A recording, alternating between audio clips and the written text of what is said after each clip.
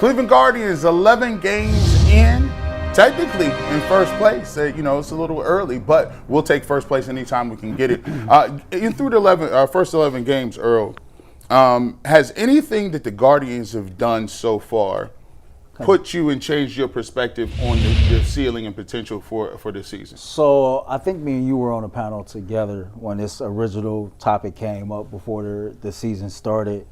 And I said I felt like the Cleveland Guardians would probably win, 90 games and make the playoffs as a wild card team.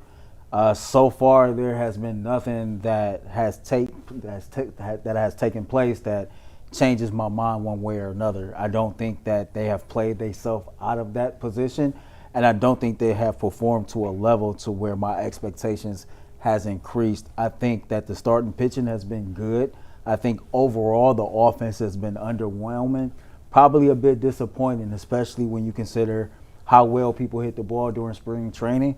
I think Chase DeLauder has been a cool story, an amazing story, and it has what has the fan base excited so far to this point.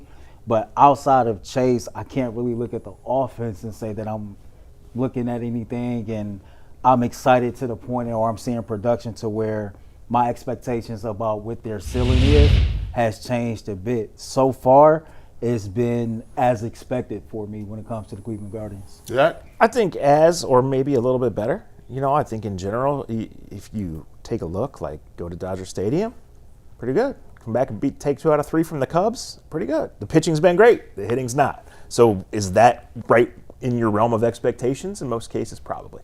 If this team's starting pitching holds up, they're going to have a chance to win enough to get to the playoffs, right. Probably even win the division. So the guy who's throwing today in 22-degree weather, Gavin Williams, he's the guy that, to me, really has to continue to grow. I think we're seeing good signs early. And, guys just have to hit. So we haven't seen Bazana. We're going through the first injury situation here with Arias. But I put him about where I thought my expectations were pretty high, assuming that the starting pitching continues to be what we think that it can be. I'm right where I was. Nothing has changed for me.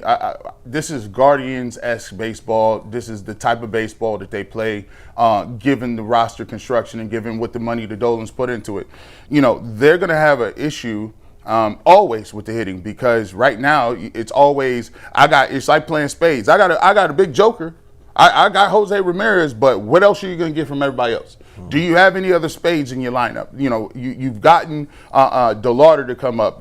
Quan hit a home run the other day, but if you look at those guys, Quan, DeLauder, and Ramirez, other than that, where are you going to get your consistent numbers from? One of the big guys that is supposed to be hitting is Kyle Manzardo. Before the season, I said Kyle Manzardo, I picked him to have almost 25, 30 home runs this year, and he's out here batting .063. Like I ain't seen as your four-hitter. As a four-hitter. Think about that. Zero. When the last time something cost under $1? I can't even find nothing in general population that costs under $1. Not stamps. Not like one piece of candy. Even the Arizona teas is $1. Everything is one. You can't get nothing for 63 cents. It's bad when you have to start the batting average with 0. Yeah. And because you can't just say he's hitting 63. No, it's 0. 63. But they always do. I will say this, and I will go a little bit higher, because just a tad bit, because this Messick guy, hey, he's out here not playing around. I like his mentality. He coming after you. He's serious. He's not about to he don't take no shorts. He's the first inning, he's out there dealing with his mindset. I like his mindset. If I get that mindset in Gavin Williams, which is supposed to be your ace of your staff, I think when you look at his stuff, he should be the ace.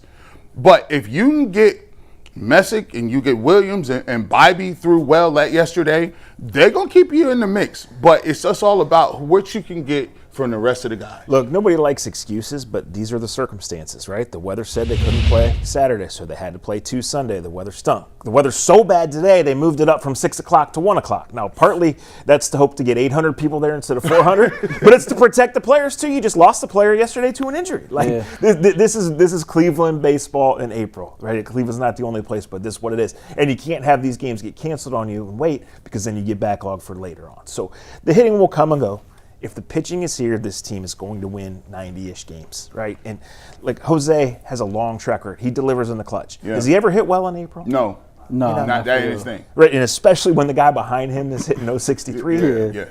You take the winning record, especially look at who they played. Yeah. The goal Can't deny that. The goal for me is always to see the Guardians because where they play at, and because it's going to be cold, it's nasty weather. You're supposed to see April, and you want to tread water. That's where I want to get. I'll tell you this in the final minute of this first hour, and Mike, you know this too. The one thing about the Ultimate Cleveland Sports Show, when we have these type of conversations, the team that plays that night, they typically go out here and do the exact opposite. So hopefully this conversation has encouraged the Cleveland Guardians to go out there and put about 5 or 6 runs on the board today. Good luck to y'all in y'all 1 o'clock start against the Kansas City Royals. I got a crazy stat for you guys that perfectly encapsulates the Guardians. You ready? I'll do it quick. This is the run differential for the current 6 division leaders. The Yankees have a plus 25 run differential. The Astros have a plus 13 run differential. The Marlins plus 6. The Brewers plus 30. The Dodgers plus 32. The Guardians minus 6. Yeah, that is. That's how they get down. Guess what? They're 6-5 in first place in the AL Central, because if we learned anything since doing this show, That's Guards ball, since baby. 2022, that is Cleveland Guardians baseball. On the other side, we'll talk a little Browns, UCSS.